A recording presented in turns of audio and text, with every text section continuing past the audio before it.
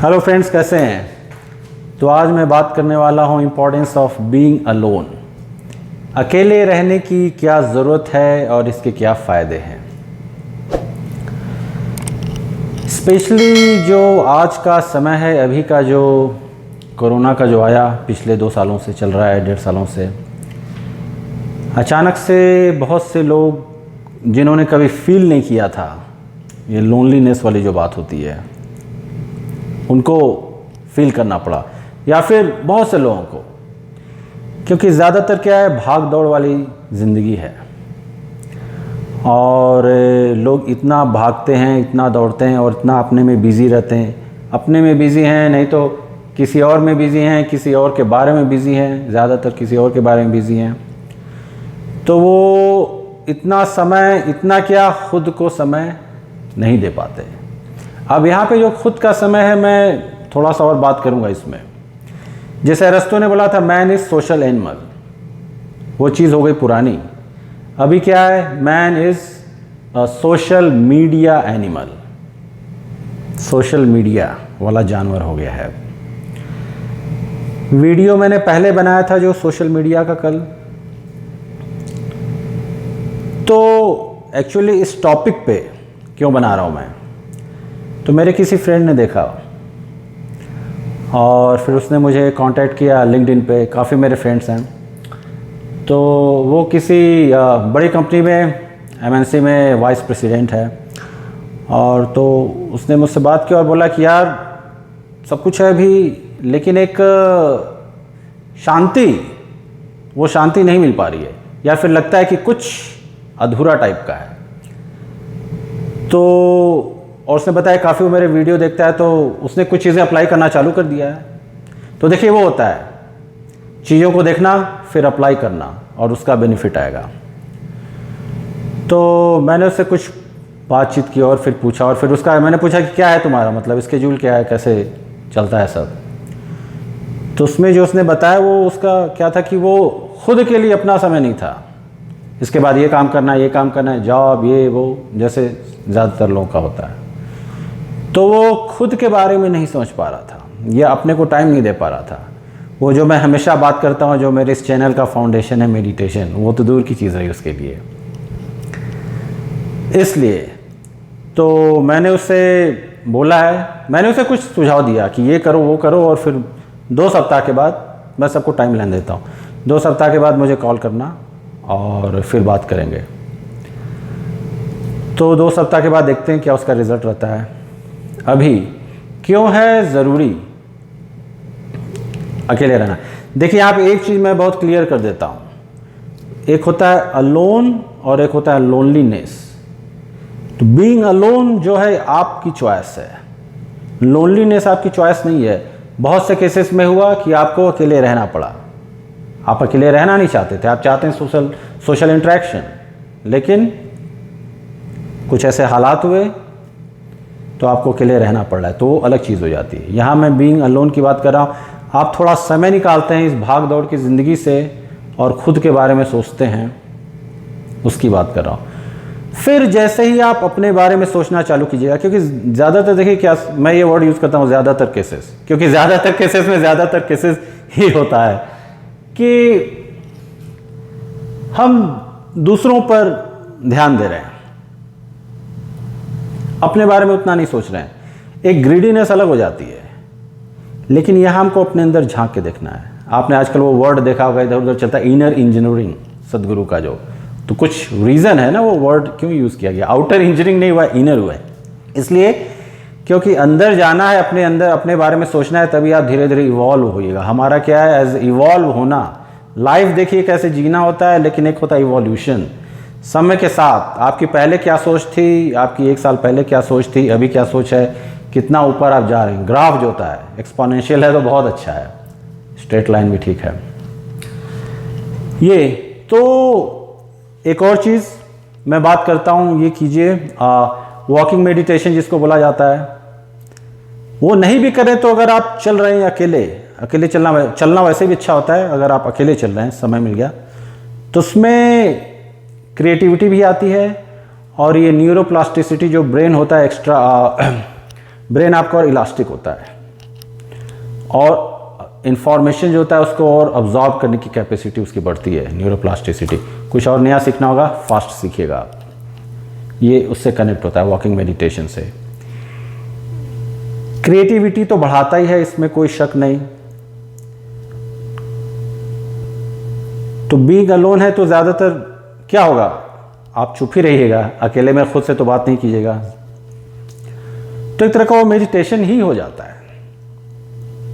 Means उसके वैसे ही फायदे हैं, मेडिटेशन के हज़ारों सैकड़ों फायदे हैं।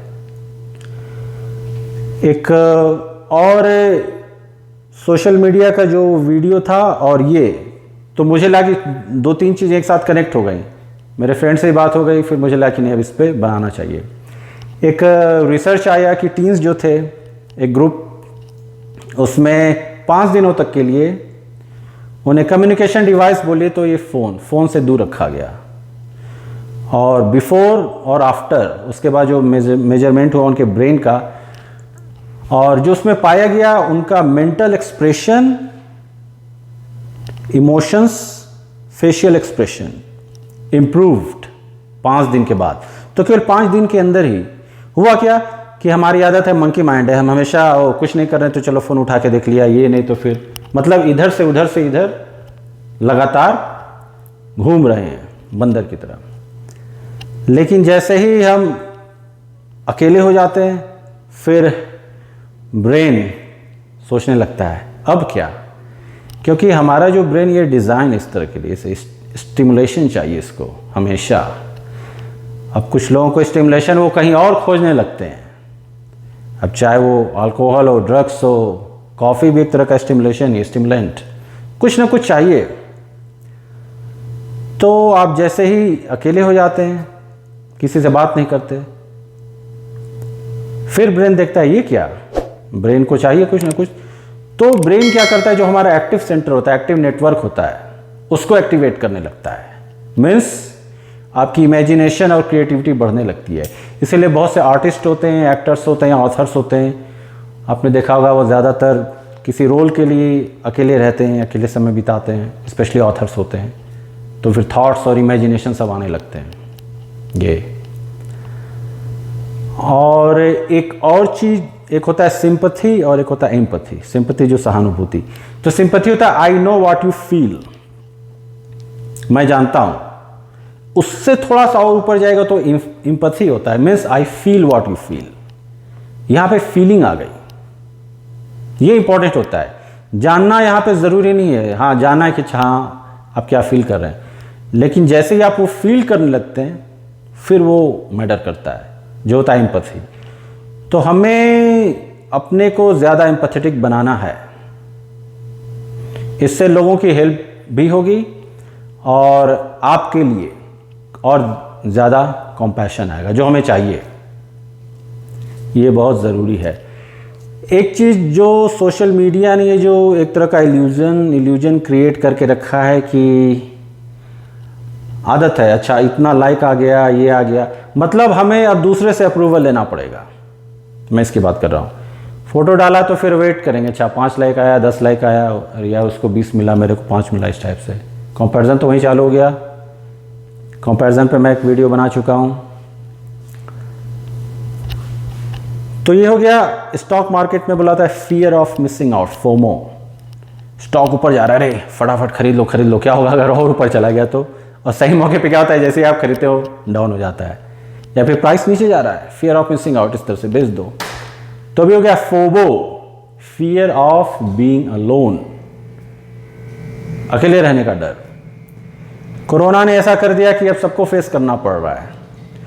तो ये कुछ चीज़ें जो हुई नेगेटिव, लेकिन बहुत सी पॉजिटिव चीज़ें लेके भी आया ये समय जो था।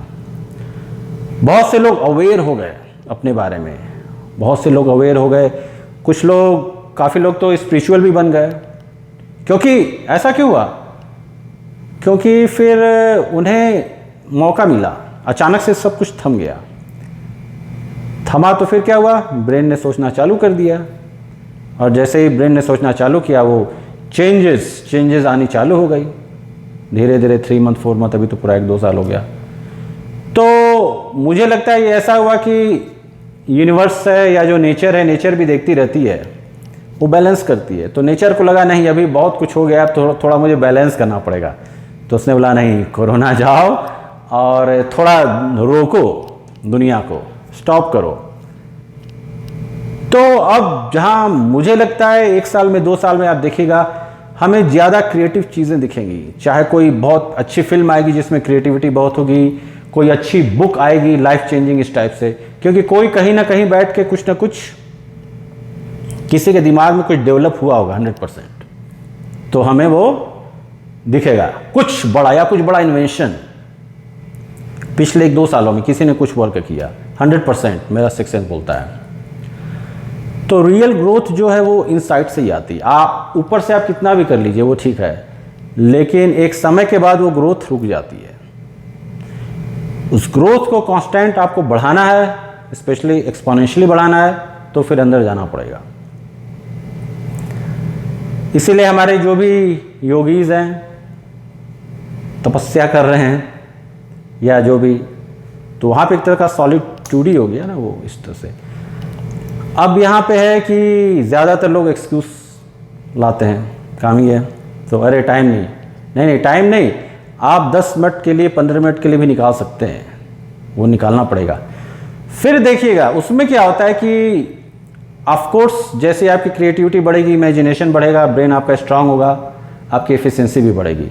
तो जो काम आप 20 मिनट में कर रहे थे, जो काम आप 2 घंटे में करते थे 100%, वो काम टाइम कम हो जाएगा। फिर देखिएगा आप कितना टाइम वो सेव कीजिएगा हर जगह। तो हमेशा वो ब्रेन अपग्रेड की बात करता हूँ। तो सब चीज़ें कहाँ से आती हैं? वो सब चीज़ें इधर से ही आएंगी जब आप अपने में इनर वर्क कीजिएगा। तो ये बहुत ज़रूरी है। इस पे मैं और वीडियोस बनाता रहूँगा, अपने काफ़ी एक्सपीरियंस हैं तो उनको भी शेयर किया जाएगा यहाँ पे, और कुछ और ज़्यादा वीडियो भी लंबा नहीं हो जाए, मतलब लंबा हो गया इस तरह से। चलिए फिर कुछ और किसी और का फ़ोन आएगा किसी और टॉपिक पे, तो फिर उस पर बात होगी। चलिए फिर मिलते हैं अगले वीडियो में। ओम।